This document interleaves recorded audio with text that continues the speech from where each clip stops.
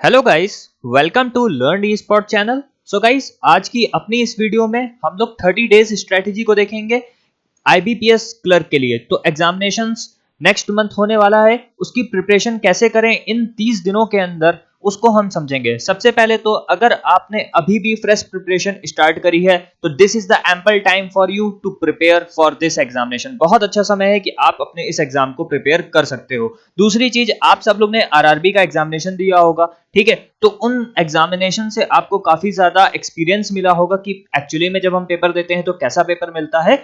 तो ये पेपर आपके लिए उस हिसाब से भी आसान माना जा सकता है। तो दोनों ही चीजें हैं यहाँ पर। इस वीडियो में हम लोग इंग्लिश, मैथ, रीजनिंग सेक्शन को कैसे कवर करना है ये पूरा समझेंगे। और अगर गाइस मानिए आपने इस स्ट्रेटेजी को फॉलो किया तो कोई भी आपको इस एग्जाम को क्रैक करने से रोक नहीं सकता। This is the best strategy ever to crack this examination, ठीक है? उसके बाद लास्ट में, एकदम लास्ट के वीडियो में कुछ इंपॉर्टेंट टिप्स है जो आपको इस एग्जामिनेशन की तैयारी के दौरान फॉलो करना रहेगा, ठीक है? तो आइए अपनी इस वीडियो को शुरू करते हैं। तो सबसे पहली बात आती है गाइस कि आप लोग ये सोच रहे होंगे कि why I am the right person to discuss this video या discuss this strategy। तो गाइस, मैंने बहुत सारे एग्जामिनेशन जैसे IBPS, RRB clerk 2018, PO 2018, IBPS clerk, इनके एग्जामिनेशंस दिए हैं और इन सब एग्जामिनेशंस में मुझे फेलियर मिले हैं, ठीक है? तो फेलियर मिलने से होता क्या है कि इंसान को मिलता है एक्सपीरियंस, ठीक है, जिससे कि वो सारी गलतियां ना कर पाए जो कि उसने बाद में करी है।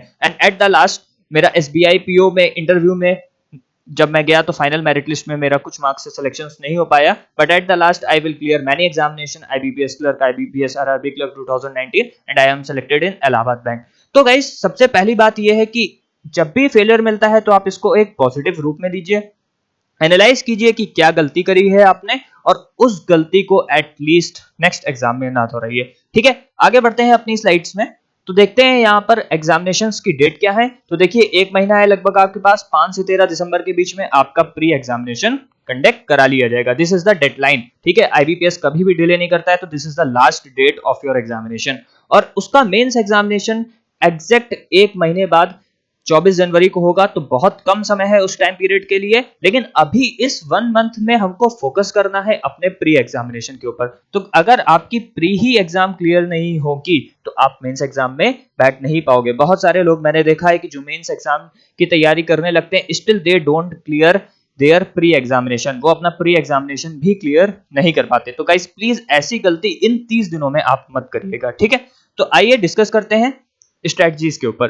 तो सबसे पहले ये भी देख लेते हैं कि ये एग्जाम हमारे लिए क्यों इतना इंपॉर्टेंट है। सबसे पहली बात तो it is a easy exam to crack. कुछ नहीं है, सिर्फ 3 सब्जेक्ट हैं और वो है इंग्लिश, मैथ और रीजनिंग, ठीक है? तो इन 3 सब्जेक्ट की हेल्प से आप इस एग्जाम को क्रैक कर सकते हो। आपके पास एक एम्पल टाइम है, 30 दिनों का समय है, और आप पहले भी प्रीवियसली भी वही सिलेबस पे अपनी चीजों को तैयार कर चुके हो। प्रीवियस एग्जाम पैटर्न सेम है, सिलेबस सेम है। और देखिए, साल का अंतिम एग्जामिनेशन है, लास्ट एग्जाम है, और अगली साल से हो सकता है कि सीईटी को भी क्या कर दिया जाए, लागू कर दिया जाए। तो हो सकता है पैटर्न भी क्या हो जाए, चेंज हो जाए। तो this is the most important examination from your point of view. तो आपके पॉइंट ऑफ व्यू से सबसे जरूरी एग्जाम है, क्योंकि हो सकता है कि अगले साल से सीईटी अप्लाई हो जाए। And most important, why to wait for another year?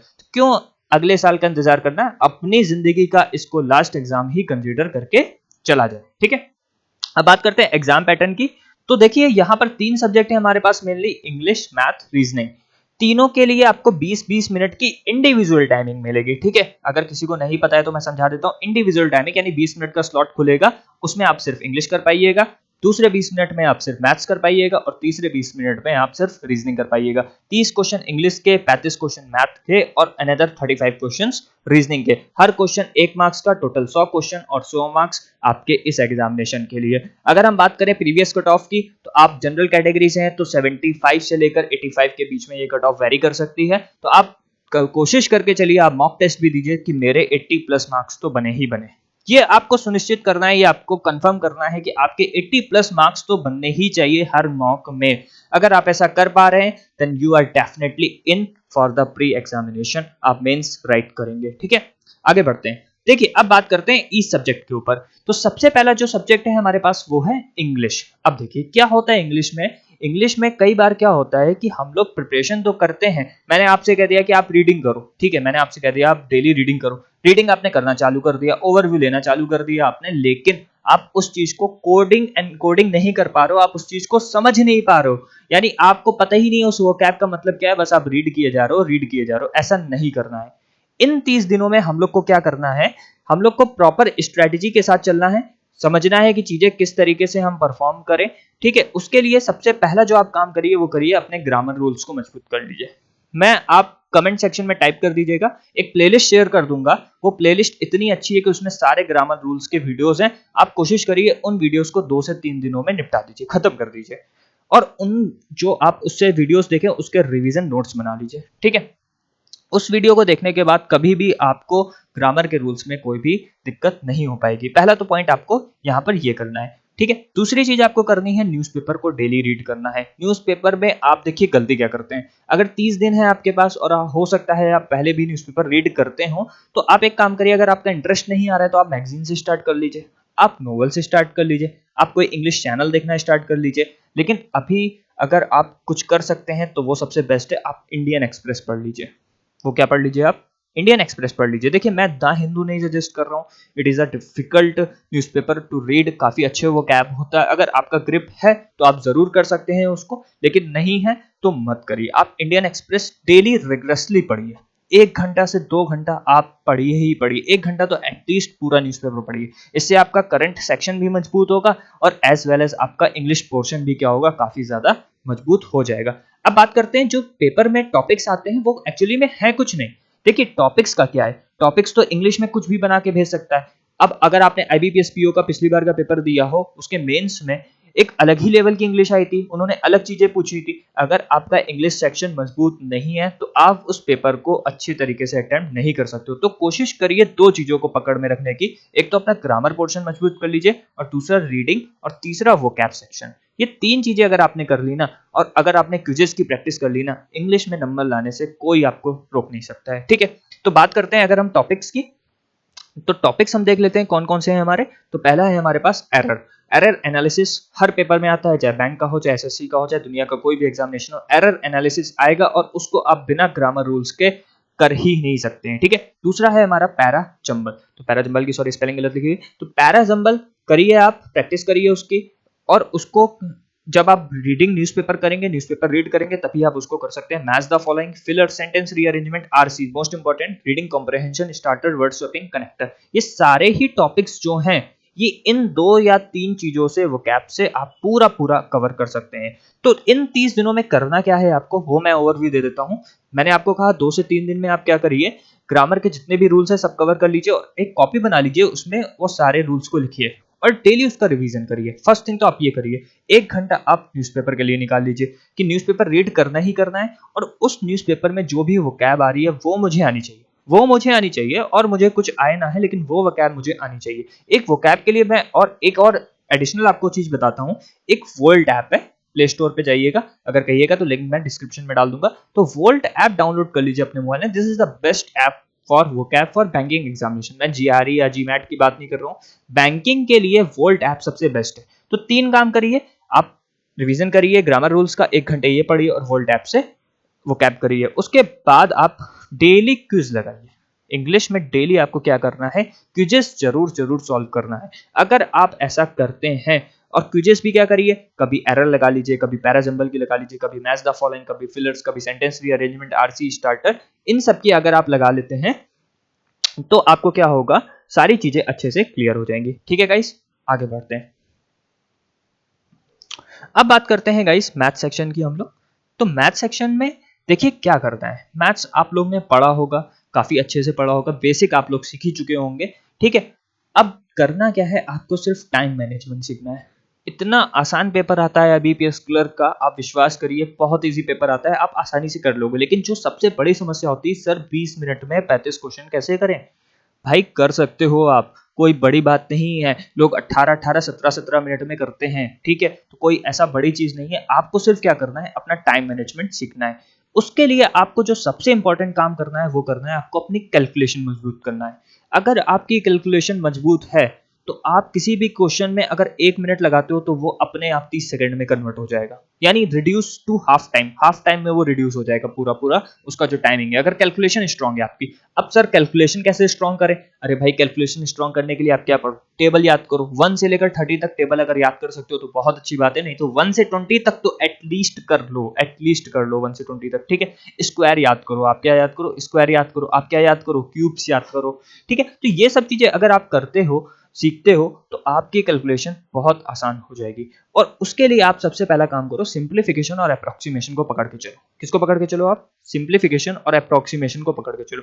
अगर सिंप्लीफिकेशन अप्रोक्सीमेशन आप कर लेते हो, यानी 10 क्वेश्चन आते हैं, आपको 10 में से 10 सही करने हैं पेपर में, 9 भी नहीं सही होने चाहिए। 10 में से 10 इज द लीस्ट चांस, ये आपका लीस्ट चांस होना चाहिए, ठीक है। तो पहला तो आप सिंप्लीफिकेशन को अच्छे से पकड़ लो। नंबर सीरीज आप करो, ठीक है। नंबर सीरीज में आप क्या करोगे?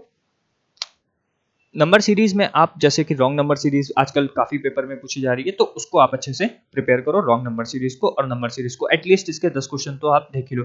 एक मैं आपको वीडियो प्लेलिस्ट सजेस्ट कर देता हूँ, अमर सर का वीडियो आप देख लो, उनके में काफी अच्छे नंबर सीरीज के वीडियोस पड़े हुए हैं, अगर वो देख सकते हो इन 30 दिनों में तो बहुत अच्छे से आप वो चीज कर लो। अगर बात करें क्वाड्रेटिक इक्वेशन की, तो क्वाड्रेटिक इक्वेशन के देखिए गाइस 2 मेथड होते हैं। एक होता है हमारा, एक सेकंड मैं रेज कर देता हूँ उसको। क्वाड्रेटिक इक्वेशन के 2 मेथड होते हैं, एक होता है हमारा साइन मेथड और एक होता है फैक्टरिंग मेथड। आप प्लस माइनस करके ही आंसर बता देते हो, फैक्टरिंग में 2 फैक्टर्स निकालते हो, फिर देखते हो कौन बड़ा है कौन छोटा है। अगर साइन मेथड से करते हो तो 5 सेकंड में खत्म कर लोगे, और इससे करते हो तो 25 से 30 सेकंड में आप क्वेश्चन सॉल्व कर लोगे। आपको देखना है आपको क्या आसान लगता है। अगर साइन मेथड सीख जाते हो तो बहुत अच्छी बात है, ये भी बहुत अच्छे से कर लो, पेपर में क्वेश्चन आना ही आना है। अगर बात करते हैं, पहले डीआई की बात कर लेते हैं। अब देखिए डीआई में आप एटलीस्ट कोशिश करिए डेली 2 सेट लगाइए। कितने सेट लगाना है आपका? डेली 2 सेट लगाना है, लेकिन प्री लेवल का लगाना है। बहुत बच्चे गलती क्या करते हैं, मैथ्स में डीआई अगर लगा रहे हैं तो बहुत हाई लेवल का डीआई लगा लेते हैं। नहीं, आपको प्री लेवल का लगाना है और कोशिश करिए 4 से 5 मिनट में वो डीआई आपका हो जाए, यानी चारों पांचों जो 5 क्वेश्चन जो है उसके पूरे हो जाए। एक काम और करिए इसी के साथ, एक सेट और लगाइए डीआई का, लेकिन वो मेंस लेवल का लगा लीजिए। ये इंपॉर्टेंट चीज है। वो क्यों इंपॉर्टेंट है वो आगे आने वाली स्लाइड से डिस्कस करूंगा। तो एक सेट आप क्या करिए, मेंस लेवल का भी लगा लीजिए इसमें से डीआई में, ठीक है। इरेज कर देते हैं पूरी स्लाइड को। अब बात करते हैं अर्थमेटिक। सब कुछ सर हो जाता है, बस ये अर्थमेटिक नहीं हो पाती है। तो अर्थमेटिक के लिए आपको कॉन्सेप्ट्स क्लियर होने चाहिए, ठीक है। अर्थमेटिक के लिए आपको क्या क्लियर होने चाहिए? कॉन्सेप्ट्स क्लियर होने चाहिए। आपने अभी तक की जो पढ़ाई करी है, जो कॉपी मेंटेन करी, जो नोट्स बनाए हैं, जो पीडीएफ डाउनलोड करी, उनको क्या करिए, रिवाइज करिए। यानी स्टार्टिंग के 3 से 4 दिन तो आप ये डेडिकेशन में दे दीजिए कि मैंने जितने भी कॉपी के नोट्स बनाए हैं, मैंने जितने भी कॉपी में नोट्स बनाए उनको सबको मैं क्या कर लूँ, अच्छे से रिवाइज कर लूँ, सारे फॉर्मुलेस रिवाइज कर लूँ, सारे कॉन्सेप्ट रिवाइज कर लूँ। उसके बाद आप आइए प्रैक्टिस में। तो percent, profit loss, sorry spelling गलत है, time and work ratio, average time and distance, partnership, ये सब तो ऐसे चैप्टर है जो आपको मुंह जबानी याद होने चाहिए, समझ में आने चाहिए, ठीक है। इनकी प्रैक्टिस आप अच्छे से करिए। इन चैप्टर्स को तो छोड़ना ही नहीं है आपको। ये 30 are the most important chapter, इन पे ग्रिप बना लीजिए। अगर ये ग्रिप बना लिया, इसका फायदा क्या होगा मैं बताता हूँ आपको, कि मेंस के एग्जामिनेशन में जो डीआई आएगा वहां पे इन्हीं सब चीजों से कॉन्सेप्ट से आएगा आपका डीआई, यानी आपके चैप्टर बेस्ड डीआई आएगा, ठीक है। अगर आप डीआई के साथ साथ केसलेट की भी प्रैक्टिस कर लेते हैं तो भी बहुत अच्छा होगा। तो केसलेट की भी प्रैक्टिस आप साथ ही साथ करते रहिए। तो मैथ्स में आपको कुछ ज्यादा नहीं करना है, एक बार कॉन्सेप्ट्स रिवाइज कर लीजिए और उसके बाद प्रैक्टिस करिए। जितना ज्यादा से ज्यादा प्रैक्टिस कर सकते हैं उतना प्रैक्टिस करिए। एक छोटा सा और काम करा करिए, जब भी आप क्विज देते हैं, क्विज सॉल्व करते हैं, उसमें जो क्वेश्चंस आपको नहीं समझ में आ रहे हैं, मान लीजिए जो क्वेश्चन नहीं क्लियर हुआ है, तो उसको आप एक कॉपी में मेंटेन कर लीजिए और उस कॉपी में आप क्या करिए, वो सारे क्वेश्चन नोट डाउन करते जाइए। तो जब एग्जाम देने जाइए ना, तो वो क्वेश्चंस जरूर देख लीजिए। वो क्वेश्चंस क्या करेंगे, अगर वो उस क्वेश्चन से रिलेटेड पेपर में कुछ आ जाता है तो आप अच्छे से उसको सॉल्व करना पाने के एबल हो सकते हो, ठीक है। तो मैथ्स में इतना करना है, प्री बहुत सिंपल आता है मैथ्स का। All is about time management. आप 20 मिनट में कैसे 35 क्वेश्चन करते हो वो अब आपके ऊपर डिपेंड करेगा, ठीक है। अब बात करते हैं गाइस नेक्स्ट सेक्शन, जो कि है हमारा रीजनिंग सेक्शन, ठीक है। रीजनिंग सेक्शन भी आसान आता है हमारा पेपर पे। इसमें 2 चीजें तो बहुत ज्यादा इंपॉर्टेंट है, पहली है पजल और दूसरा है सीटिंग अरेंजमेंट। अब देखिए पजल में जो आजकल जो ट्रेंड देखा जा रहा है, तो पजल में सबसे पहले क्या करिए, मेमोरी बेस्ड उठा लीजिए। प्रीवियस ईयर पेपर को देखिए कि पजल आ कैसी रही है, अगर आपको नहीं पता है तो मेमोरी बेस्ड उठा लीजिए, एनालाइज करिए उसको, ठीक है। देखिए पजल और सीटिंग अरेंजमेंट से 20 क्वेश्चन टोटल पूछे जाने हैं। कितने क्वेश्चन पूछे जाने हैं? 20 क्वेश्चन पूछे जाने हैं, और एकदम सिंपल पजल आएगी, एकदम सिंपल, वन वेरिएबल। और हो सका बहुत रेयर हुआ तो 2 वेरिएबल भी ये लोग दे देंगे, बहुत रेयरली हुआ। तो अब देखिए कौन कौन से आपको इसमें पजल में करनी है। मंथ बेस्ड कर सकते हो आप, बॉक्स बेस्ड कर सकते हो, फ्लोर बेस्ड पजल जो कि मोस्ट इंपॉर्टेंट है, फ्लोर बेस्ड आप कर लेना, बहुत इंपॉर्टेंट। डेजिग्नेशन बेस्ड कर सकते हो, रैंक बेस्ड कर सकते हो, ये सारी पजल्स आपको करनी ही करनी है। सीटिंग अरेंजमेंट की बात करें तो आप एक काम करो, अनसर्टेन नंबर जरूर कर लेना। अनसर्टेन नंबर से आजकल बहुत क्वेश्चन आ रहे हैं, मैंने जितना एनालाइज किया है। उसके बाद सर्कुलर पजल, सर्कुलर पजल में भी आप कोशिश करो इन आउट वाली करो। कौन सी करनी है आपको? इन आउट वाली करनी है, जिसमें लोग अंदर भी देख रहे हैं और बाहर भी देख रहे हैं, वो याद वो कर लीजिए। और नॉर्थ साउथ वाली तो आप लोग जानते ही है कि वो तो बहुत इंपॉर्टेंट पजल होती है हमारी, ठीक है। तो उसके बाद 1 सेकेंड, ठीक है। उसके बाद आपको क्या करना है, इनइक्वालिटी और साइलोगिज्म अगर आपके पेपर में आ गया तो सिलेक्शन पक्का मानिए भाई। आपने 20 क्वेश्चन यहाँ से कर लिए, 5 क्वेश्चन यहाँ से कर लिए, 5 क्वेश्चन यहाँ से कर लिए, तो 30 क्वेश्चन तो यहीं से कर लिए आपने। 35 में से 30 क्वेश्चन तो आसानी से आप डिकोड कर गए, तो बचा क्या उस पेपर में? हो गया आपका सिलेक्शन। तो अगर इनइक्वालिटी आती है, बहुत आसान होता है छोटा बड़ा बताना है। और साइलोगिज्म के एक बार कॉन्सेप्ट देख लीजिएगा, साइलोगिज्म को एक बार देख लीजिएगा, उसमें अलग अलग टाइप के आते हैं आपके, वेरी फ्यू, आजकल फ्यू, ऑल फ्यू, ये सब आने लगा है, तो वो एक बार जरूर देख लीजिएगा। सीरीज आप देख लीजिएगा, ठीक है। क्या देखना है आपको? सीरीज देख लीजिएगा। अब सीरीज में भी क्या होता है, अलग अलग टाइप की सीरीज आती हैं, जैसे मैं एग्जांपल्स के तौर पर बता देता हूँ। पहले आजकल आ रही है एक मिक्स सीरीज, ठीक है, मिक्स सीरीज कर लीजिएगा आप। उसके बाद एक आती है 3 डिजिट बेस्ड सीरीज, ठीक है, 3 डिजिट बेस्ड सीरीज भी कर लीजिएगा, जिसमें 1 2 3 4 5 6 ऐसे करके आते हैं नंबर। और 3 लेटर बेस्ड सीरीज भी आती है, तो वो भी एक बार आप लोग देख लीजिएगा। तो ये सब आपको यहाँ पर करना है, ठीक है। अब बात करते हैं उसके बाद डायरेक्शन की। तो डायरेक्शन चैप्टर और ब्लड रिलेशन चैप्टर से एक एक क्वेश्चन, या फिर क्या करते हैं कई बार ये लोग पैराग्राफ बेस्ड कर लेते हैं, वो भी पूछ सकते हैं, तो वो भी एक बार जरूर देख लीजिएगा। अपने जब मॉक टेस्ट लगाएं तो इनको दोनों चैप्टर्स को अच्छे पे रखिएगा। एसबीआई पीओ में तो सीधे सीधे पजल पूछ लेता है वो डायरेक्शन बेस्ड पे, ठीक है। तो याद रखिएगा। Coding decoding, Chinese based coding जरूर करिए, चाइनीज बेस्ड कोडिंग जो होती है वो जरूर आप इसको परफॉर्म करिए, ठीक है। तो रीजनिंग सेक्शंस में ऑल अबाउट आप कैसे प्रैक्टिस करते हो, और आप पजल और सिटिंग अरेंजमेंट पे ज्यादा फोकस करो भाई। 20 क्वेश्चन आने पजल और सिटिंग अरेंजमेंट से, तो इन दो टॉपिक को तो बिल्कुल दिमाग में बैठा लो। मुझे ज्यादा से ज्यादा जो दिन का अपना ज्यादा से ज्यादा समय है वो देना है अपना पजल और सिटिंग अरेंजमेंट को। बाकी कुछ छूटता है तो छूटने तो वो मैं कर भी लूंगा, लेकिन ज्यादा से ज्यादा समय पजल और सिटिंग अरेंजमेंट को देना है मुझे, ठीक है। कोडिंग डिकोडिंग चाइनीज करनी है आपको, ठीक है। आगे बात करते हैं। अब देखिए कुछ इंपॉर्टेंट टिप्स है गाइस आपके लिए। अब ये एग्जाम आपका लास्ट एग्जाम होने वाला है, तो आप क्या करिए, अपने आप को एक बंद कमरे में बंद कर लीजिए, ठीक है। ऐसी जगह ढूंढ लीजिए जहां पे 1 महीने तक कोई भी आपको डिस्टर्ब ना कर सके। 1 महीने तक कोई भी, जब तक आपका एग्जाम नहीं आ जाता, जब तक हो जाता, तब तक वहां पे कोई भी नहीं आना चाहिए। आप या तो लाइब्रेरी ज्वाइन कर लीजिए अगर आपके घर में दिक्कत है, या अगर घर पे ही आप पढ़ाई कर सकते हैं तो एक सेक्लूडेड प्लेस ढूंढ लीजिए, ठीक है। बहुत इंपॉर्टेंट है, बस 1 महीने के लिए आपको बिग बॉस में जाना है, और उसके बाद सारी चीजें क्या हो जाएंगी आपकी, क्लियर हो जाएंगी। Please guys, it's a request from my side, 1 महीने के लिए आइसोलेट कर लीजिए अपने आप को पूरी तरीके से। दूसरी चीज, रेगुलर एक्सरसाइज करिए। माइंड में और जो ब्लड सर्कुलेशन है उसको अच्छी तरीके से जाना चाहिए। आपका कंसंट्रेशन लेवल बढ़ाने के लिए उसके लिए आप रेगुलर एक्सरसाइज करिए। मेडिटेशन डेली करिए, ठीक है। मेडिटेशन आपकी कंसंट्रेशन को क्या करता है, बढ़ाता है। हेल्थ और डाइट कॉन्शियस हुई है। आप कॉफी इंटेक ज़्यादा करिए, कैफीन होता है, आपको नींद नहीं आएगी जल्दी जल्दी। हेल्थ में अच्छी अच्छी चीज़ें खाइए, अखरोट खाइए, आलमंड खाइए, ठीक है, काजू खाइए ड्राई फ्रूट्स में, और फ्रूट्स खाइए, इस तरीके के जूस पीजिए, ठीक है। बट फास्ट फूड और ये सब चीज़ें इंटेक 1 महीने के लिए प्लीज़ छोड़ दीजिए, फैटी एसिड्स होते हैं। रिमूव सोशल मीडिया, अच्छा बहुत इंपॉर्टेंट चीज़ है कि सोशल मीडिया से बिल्कुल 1 महीने के लिए अपने आप को पूरी तरीके से साइड कॉर्नर कर लीजिए। 1 महीने तक डीपी नहीं बदलेंगे तो कुछ नहीं घटेगा, लेकिन उसके बाद अगर सिलेक्शन के बाद डीपी बदलते हैं तो बहुत कुछ हो जाएगा, ठीक है। तो बस टेलीग्राम अपने मोबाइल में जरूर रखिएगा, नोट्स और मॉक टेस्ट वगैरह के लिए इंपॉर्टेंट ऐप है। Be consistent in your study, consistent रहिए अपनी स्टडी में। जरा सा भी 1 मिनट का भी समय बर्बाद नहीं करना है आपको, ठीक है। एक दिन के लिए भी आपको समय नहीं, 1 डे भी नहीं वेस्ट करना है। किसी की शादी है तो प्लीज इग्नोर दिस। कुछ भी आपको काम है please ignore for the 1 month, 1 महीने तक कुछ भी हिलना भी नहीं है आपको, ठीक है। एक परफेक्ट टाइम टेबल बना लीजिए, स्ट्रिक्टली और रिगरसली उस टाइम टेबल को फॉलो करिए। No doubts for this time table, कोई भी सो कॉज नहीं होना चाहिए, कोई भी एक्सक्यूज नहीं होना चाहिए उस टाइम टेबल को लेके, ठीक है।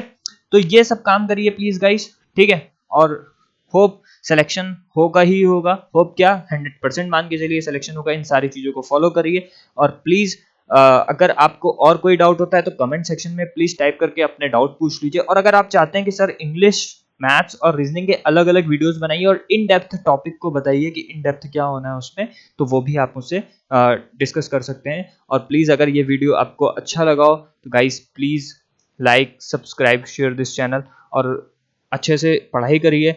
God bless you, all the best for your examination. Thank you, bye bye.